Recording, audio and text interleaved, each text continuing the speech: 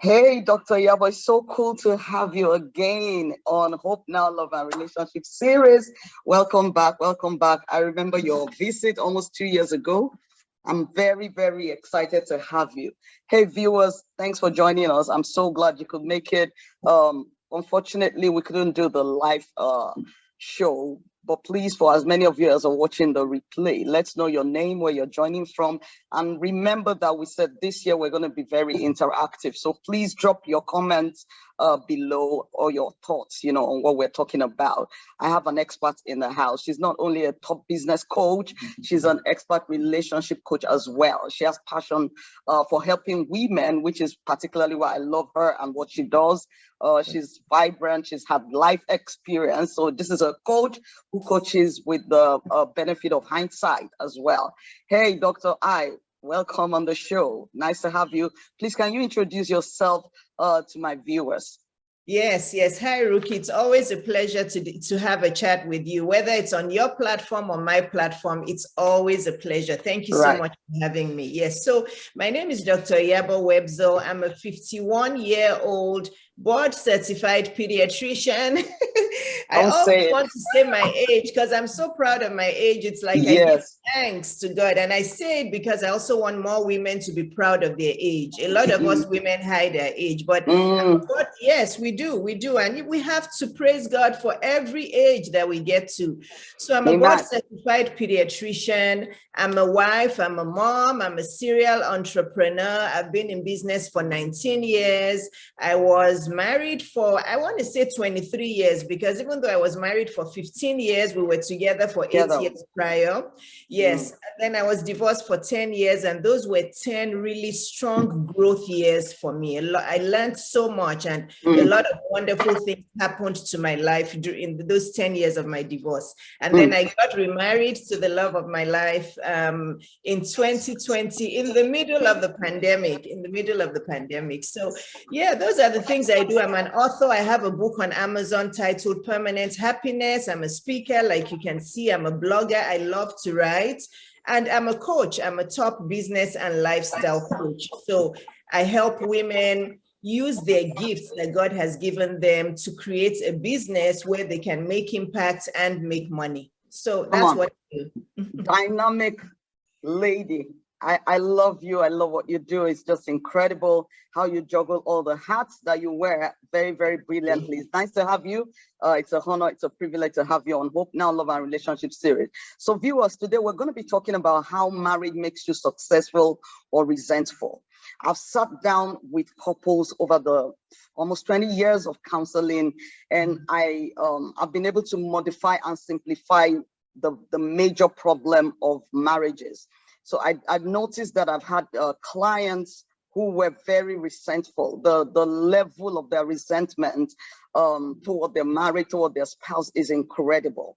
And I've also seen couples who are making it work and so succeeding, in their marriages. They just need a little bit of help or motivation here and there through some difficult. So I'm very convinced that basically it all boils down to that. Is your marriage making you successful or making you resentful? I believe this is just the strictest way I can divide the problems facing marriages. Of course, that's an holistic view. I know there are other issues that contribute to resentment or success, and that's what I'm hoping you're able to share with my viewers today. Please don't forget, if you're joining us, to drop your name and where you're joining us from. Remember, we're a global family, and then your comments as well is highly welcome. I'm going to describe, I wrote some things down about the topic of today, and then I'm going to allow my guest to do justice to the questions I have prepared for her. So marriage is, I believe, apart from your creators, the relationship you have with your creator is about the most important relationship in your life. Is a deal breaker or is a deal maker. You have to decide before you go into marriage if it is at all for you. I know a lot of people don't like to hear that, but I've been through a lot of sub stories, and agonies in counseling that I've come to understand in the very strict sense that marriage, honestly, is not compulsory if you have no purpose for going into it. A lot of people don't know that marriage is actually a relationship, a partnership on your life journey towards success. Actually, at least that's what the creator wanted to happen in Genesis chapter 2. He wanted to be Adam to have a companion and a helpmeet, you know, to walk the life's journey. Somebody who was going to be in his corner. So resentment begins to occur when the couple or one of them have no value or understanding of what marriage is, number one, or of who their partner is, number two. So this is my way of compressing our discussion today. And I would like to go right to asking you the first question. Do you agree, Yabo, that marriage can either make you successful or resentful? Because absolutely. Absolutely, yes. Absolutely. There are two groups of women, the ones that are feeling happy and successful in marriage, the ones that are feeling resentment in marriage. Wow. That's it. Yeah. So we're on the same page. Just wanted to make sure. We are. We are. And the second one then is that how can you make marriage successful? I don't want us to start with the somber and the resentment part. Let's start with success, because indeed, like your marriage, I mean, I followed you closely, you know, in the last couple of years. Your marriage is an example. My marriage is an example that you can become successful through whom you choose to walk life's journey with you. So how can a marriage be successful? How can marriage make the couples, you know, the partners successful? Yes, so I love that question, because the way that marriage makes us successful is we realize that two heads are better than one, right? Mm-hmm. Especially if it's two heads that understand that they need to be happy first without each other, Go. I'm telling you, because I think as women, we have a lot of unrealistic expectations from marriage. You know, a lot of people do feel that marriage is going to solve all of their problems. Marriage is going to give them everything. They're going to be healthier in marriage. Automatically, they're going to be wealthier and have money in marriage. They're going to be happy. Everything is going to be hunky-dory, you know, fairy tale. People have, and I've been there. Everything I talk about, I've been there and I've learned my lessons. So we have unrealistic expectations from marriage, but marriage can be beautiful. It can be successful when you have two people who are independently dependent. I know that may be confusing, but you have to have two people who can actually live life without each other, but they realize that life is better when they live it together. So, you know, marriage is meant to be a safe haven. And this is what I tell women when they message me and they're like, I don't feel safe. I always feel like he's going to hit me. I always feel, and I'm like, you know, it's like you're living in a terrorist, you know, situation. You know, oh God, I missed you on the show. You know, it's like if you are scared in your marriage, then there's something deeply wrong. Because when I'm around my husband, I feel really safe. I feel very safe when he's around. Like now he's in the basement, I feel safe. When I'm laying beside him, I feel safe. When I'm going through some struggle, sometimes I feel, and he's around me, he makes me feel safe. So marriage makes you, and when you feel safe, Rookie, right? When you feel safe, you have this level of freedom in your spirit. Right, liberty, you have I'm freedom. Writing down your points. You know, you have freedom in your spirit, you have liberty in your spirit, and you feel like you can climb the highest mountain. That's right. You can conquer the world. Yeah, you feel so. A lot of women cannot, and I'm gonna, and you know me, I'm gonna always talk about purpose. Please. Yes. Purpose is what makes us happy. So if you have two heads that are independently dependent, you have two people who know that they can survive without each other, but together, oh gosh, they just make life beautiful. Yeah, you have two people who feel safe with each other, two people who feel free and have the liberty to be themselves around each other. Then you have two people who can freely live in their purpose. And when you have people living in their purpose, that is true happiness. So So that for me, those keywords: safety, freedom, liberty, being independent, but being independent, but still knowing that being dependent on each other makes it even better. That is how marriage can make us successful. Wow. Purpose, that's a huge one. That's a huge one. Thank you so much for sharing. Because when purpose of something is not known, it's been said that abuse is inevitable. So when two people who don't know their personal purposes or the purpose of why they need marriage, because like you said, a lot of us grow up, thinking, yeah, marriage is, the prince comes in his shining armor to rescue you, the lady, and automatically wipe all your tears away, resolves all your issues in life, all of these unrealistic expectations is what makes people make people not succeed in marriage. And I really love that you mentioned purpose, because purpose, I believe, is the foundation of everything. Where purpose is not known, abuse is inevitable. That's the number one, I believe, problem with marriages, that people just got married because they felt it was the next thing on the bucket list of their life to do, or it was the next thing their parents or the society expected them to do. You also talked about being independently dependent. That's powerful. You have to be satisfied in yourself before going to enhance another person, because that's what I tell married couple, that you're both supposed to be enhancing each other's destiny. You're supposed to be in each other's corner.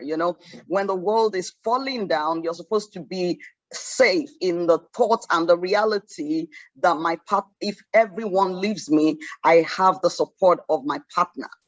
It's very beautiful what you describe.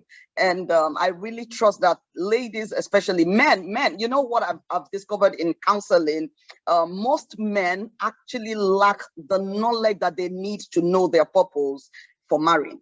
This is one of the things, I've been discovering in the last 3-4 years. Now, because I have a test that they go through, and I said, do you know your purpose, personal purpose? And because in that relationship, the male, according to the Bible, because that's my standard, is meant to be the leader, right? Not necessarily because he's wiser, or not necessarily because he's stronger or richer or more intelligent, but at least for organizational integrity is what I call it. Yes. Yes. Yeah. Okay, I thought you wanted to say something. Yeah, so there has to be leadership, and leadership comes from the knowledge, like just John C. Maxwell. He said a leader knows the way. So the leader knows where they ought to go.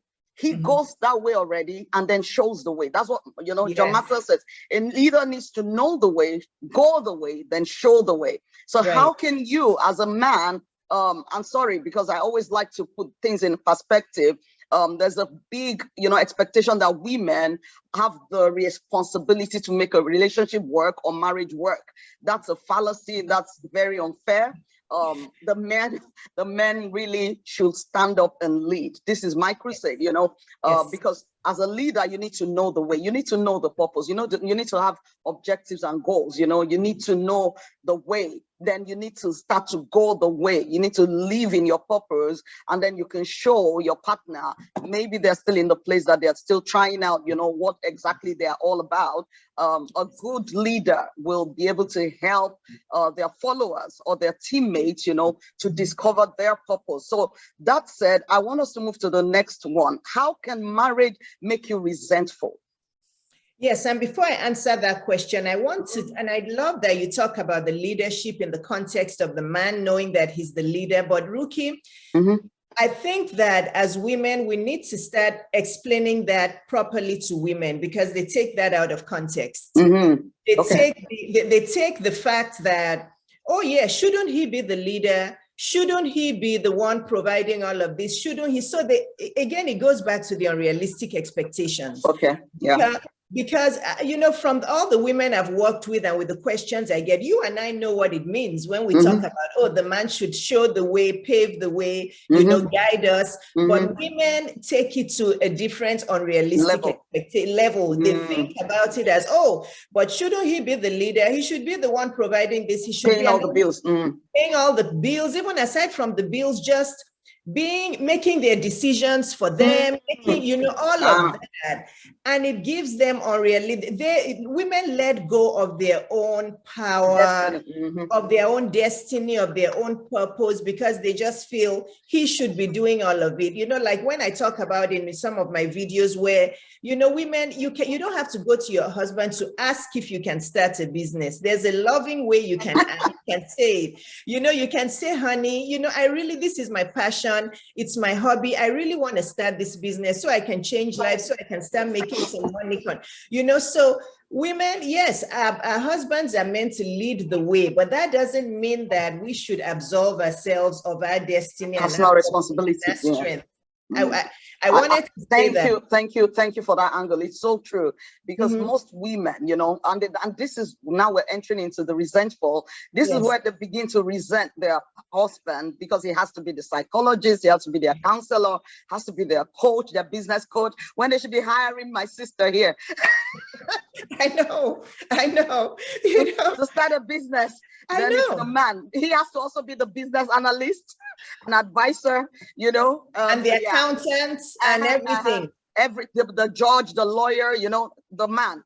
That's not what I'm saying. Please, thank you for that balance.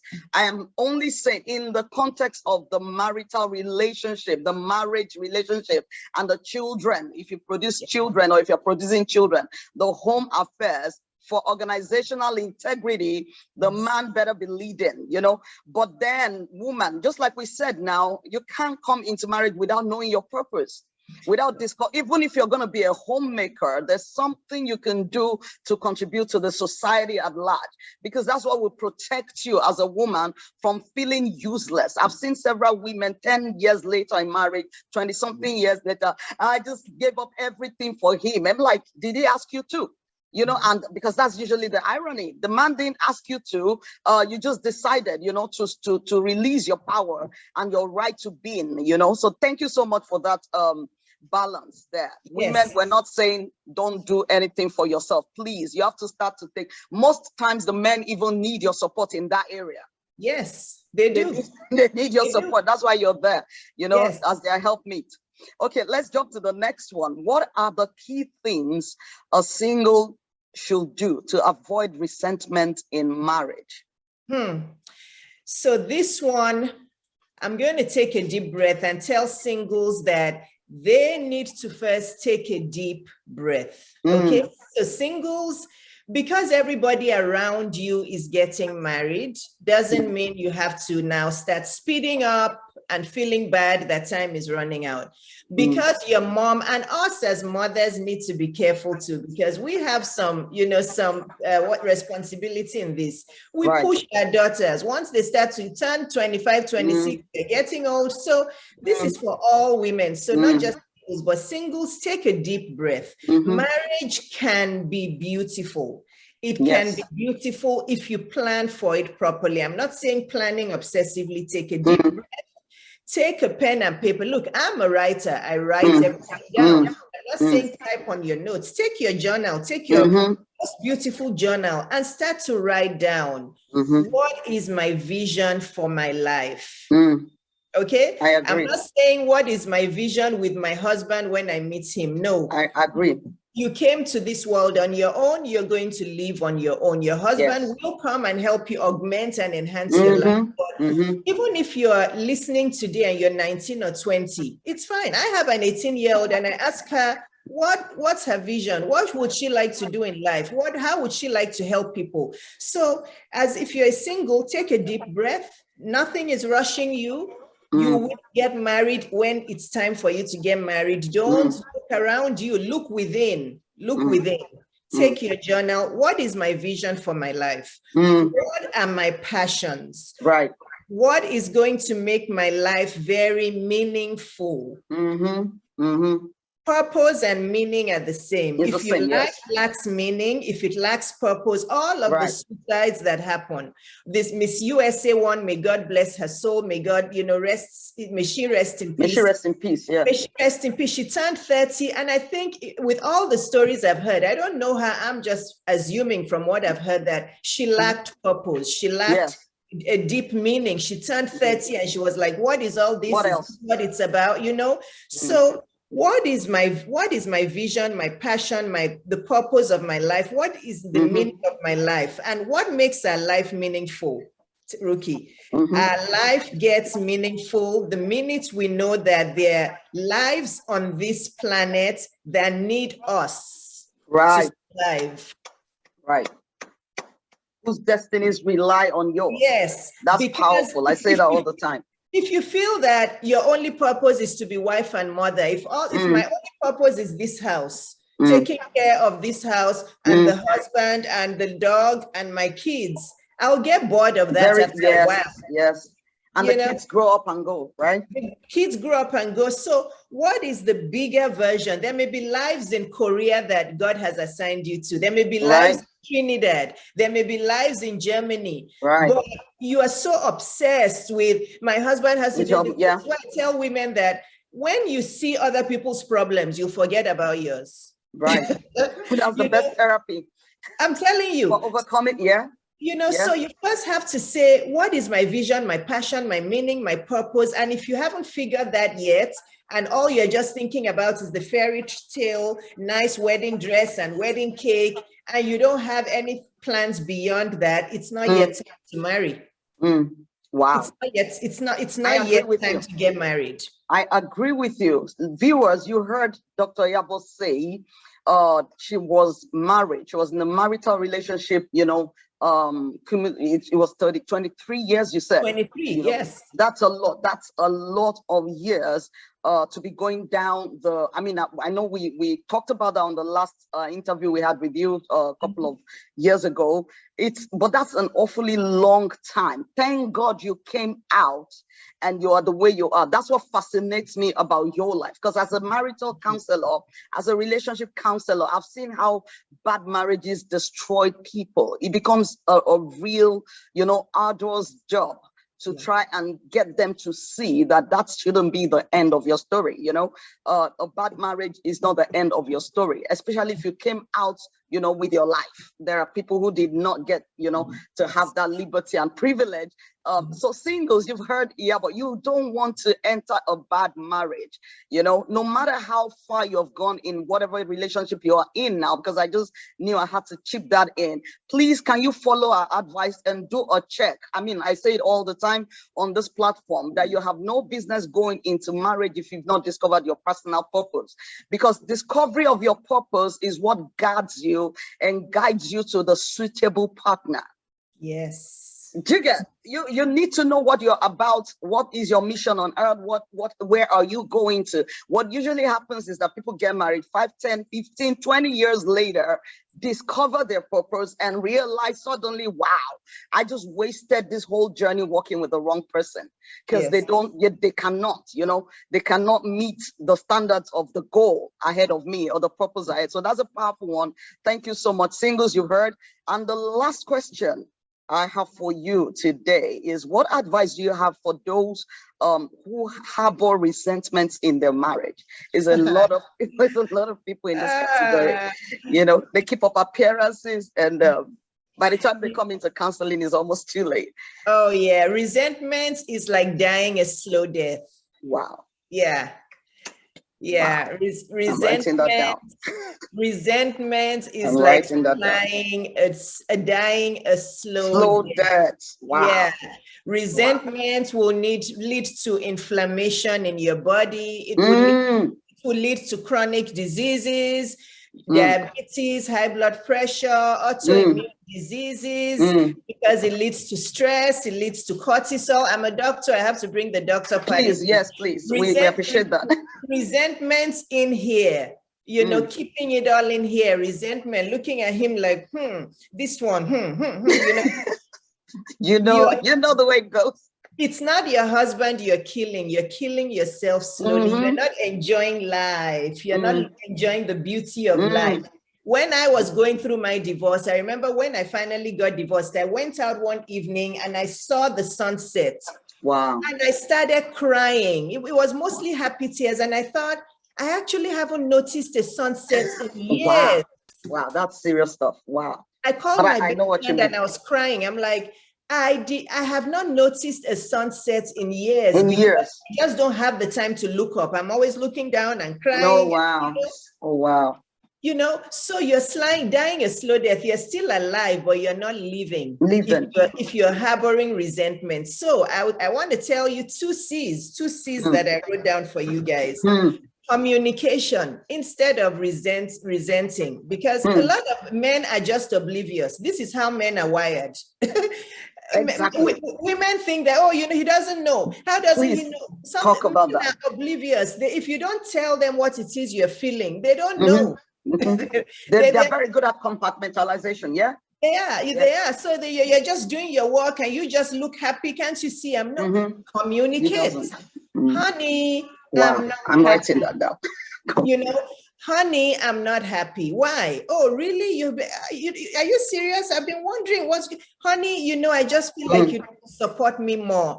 Honey, I would like to start this business. You know, I would like us to travel more. I would like us to take walks together. You know, I'm really tired with the 4 kids. Can you please start helping more? Even if it's just some sandwiches you can make, even communicate, because men are not mind readers. Yes, we women can read each other's minds. We're good at that. But even then, we don't do it well. So communication. But if that fails, then counseling, obviously. Don't wait till you're completely depressed and you're completely like, you know, there are many people that feel like they're married, but they're not. They're just They're roommates. And women prefer that. They'll just say, there are many of them that come into my DM. They're like, I'm not happy. I just ignore him. No, you don't. And I'm thinking, what kind of life is that? You're just ignoring him. You're harboring resentment. The kids can see you guys are keeping malice. The negative energy in the house. Yeah. You know, but you feel like, oh, you're just ignoring him. I'm just staying because of the kids. But the kids can see what's going on. They can see that you guys are not in sync. You know, so communication, then counseling before it gets too late. Because like you said, by the time most couples go into counseling, it's usually a dead end. It's usually gone. So communication, counseling, and if you do all of those and it doesn't work, I've been divorced, so I cannot tell you that divorce is bad. You just have to leave. You cannot spend the rest of your life miserable and continue dying a slow death. Yeah, it is dangerous. Dangerous to yourself and to the society, you know. Like you said, the purpose that we all came with is so powerful that you can't afford, you know, to sacrifice that on the altar of bad marriage. And I've seen that happen a lot. Unfortunately, especially women, I've seen that happen a lot. That's powerful. The 2 C's, you know, communicate, direct communication, spell it out. Men are like that. Like you said, you know, they don't read between the lines. They are not intuitive at all. Well, at least generally, we know there are exceptions to the rule, but you need to spell it out. What's your problem in a non-dramatic way? Because I interviewed a couple of men years back, and they said if women will be business-like, you know, in the way they bring forth their problems, men will be more than, you know, ready to help, you know. But then they bring it out, just like you said, emotionally, when, you know, they've resented for years or maybe months, and it's festered, it's become, you know, toxic, and then they bring the toxic energy. And because men are built to fight, you know, they go into that mode. You know, with you. The wall. Then once you do that, there's a wall, there's a barrier. It's not going to be effective because it feels disrespected. Yes. Right. Yeah. And women have to remember, I have to say this, sorry to cut you off, just get into my mind.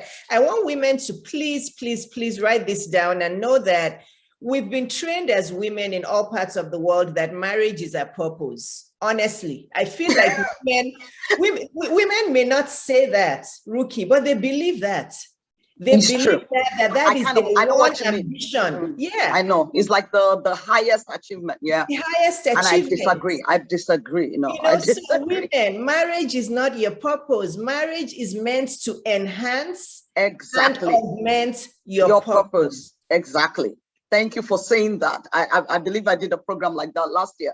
Marriage is definitely not a purpose. It was a tool that God gave to Adam, actually, to help him achieve his purpose. And so that means Eve was coming already, you know, pre-planned and pre-packaged with an assignment. You know, she came with an assignment of helping another person, you know, achieve their purpose. That was the assignment, at least of Eve.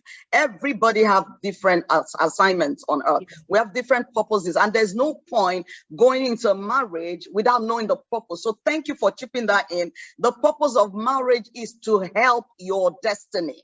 Yes. Marriage itself is not a purpose. No, it is just one of the tools, you know, that we can use if we choose right, if we make the right decision and the right choice in marriage. It's a tool that can make you successful, just like what we're discussing today, or it will make you resentful if you didn't choose according to your purpose. If you chose according to pressure, you know, societal pressure, family pressure, or your own, you know, wrong, unrealistic expectations of what you should be doing in life. Wow, yes. This is powerful. Any closing words here, boy? It's always very great, glorious to have you here. I'm so grateful that you made it.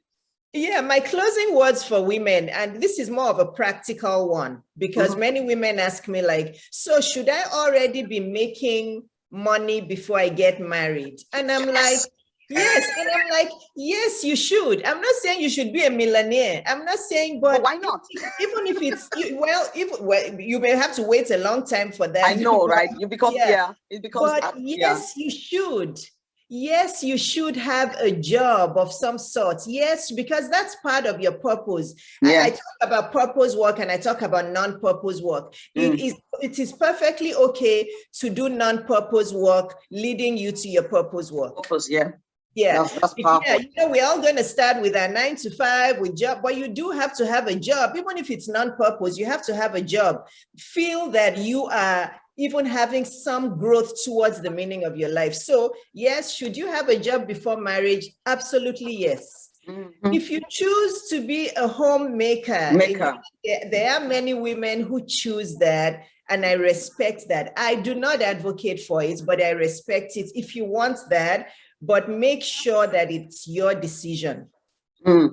Make sure that you really want to do it. It's not pressure from your husband, or it's not because so I can take care of the kids, because there's still many ways that you can be able to take care of the kids if you're working. Okay. So, and then the kids grow up. And the kids grow up. I have this class of clients who, you know, mortgaged their life, their profession for child rearing. Fair enough. Like you said, I respect that. It's your decision, as long as it is your decision. You know? But I tell them, while you are homemaking, please also start to plan for the future, which comes very quickly. I mean, your daughter is 18. You have another. And I have a 24-year-old. Yeah, my son is 20. It was like yesterday. Yeah. It was like yesterday, they were 2 years old. Yeah. I was telling my 12-year-old, I said, I can't believe how quickly you grow. You know, it just went like that. Yes. So imagine if my destiny was just hanging on raising her. Okay, now she's raised. There are times I go to her room and she's like, Mommy, please, I need a bit more privacy. And I'm looking, I'm like, wow. So imagine if I have not done something for myself. And ladies, please, please, please. I have nothing against being a housewife or a homemaker. It's a very, you know, noble cause. But while you're homemaking, please think about the future when the children will leave the house, because they will. You know, they will grow up and go find their own destiny. And now is the time for you to start to do something for yourself. Yes. You know? It's the time. Wow. Thank you so much, Iyabo. I'm so excited always to chat with you when it comes to relationship, women affairs, and business, of course. If my people, if they want to find you on Instagram and Facebook, please can you tell them? I know it's Dri Iyabo, but please can you tell them how to get you? So on Instagram, it's Dr. Iyabo. It's DRIYABO. It's simple. It's just my doctor and then my name. On Facebook, it's Dr. Iyabo Webzo. Okay. Yeah, I'll write that. I'm also on YouTube. Women love my YouTube channel because I have a lot of relationship videos. That's right. My YouTube is Dr. Iyabo Webzo as well. That's right. That's right. Please go look for her. She's powerful. You've just heard a little bit. I can assure you, you won't regret hiring her. Okay, guys, if you're joining us from anywhere around the world, don't forget to drop your name and where you're joining from, and let us know what you think about what we talked about today. Drop your own take on what you've learned, or maybe your own thoughts on this. We look forward to reading. I look forward to reading that. Thank you so much, Dr. Iyabo. I appreciate you and look forward to seeing you soon. You're going to come again. Yes, Thank yes, you. yes, by God's grace. Yes. Thank you. Thank you. Thank you, Bye, Ruki. everyone.